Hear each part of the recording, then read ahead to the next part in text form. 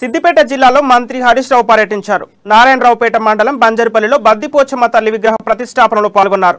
రైతు శంకర్కు చెందిన పొలంలో ఆయిల్ ఫామ్ మొక్కలు నాటారు. అధిక దిగుబడి, అధిక ఆదాయం, మంచి భవిష్యత్తు ఉన్న పంట ఆయిల్ ఫామ్ అని, అదనపు ఆదాయంకై అంతర పంటలు వేయవచ్చని మంత్రి తెలిపారు.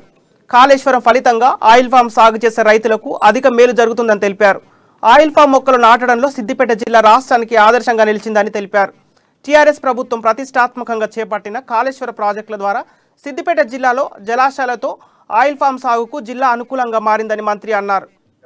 వడగళ్ల ఆయిల్ ఫామ్ నాటడం చాలా సంతోషంగా ఉంది.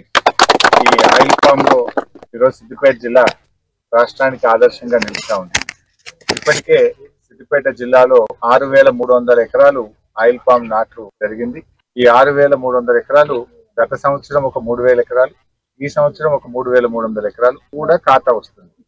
మిగతా పండ్ల తోటలు అయితే మనకు సంవత్సరానికి ఒక్కసారే వస్తుంది. మామిడి అయినా, సపోటా అయినా సంవత్సరానికి ఒక్కసారే పంట వస్తుంది.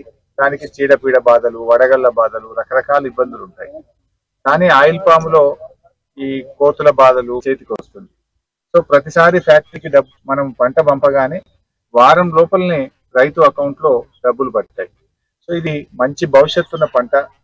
ఇంకా ఎంత పంట పండించినా మన దేశానికి అవసరం ఉన్నది.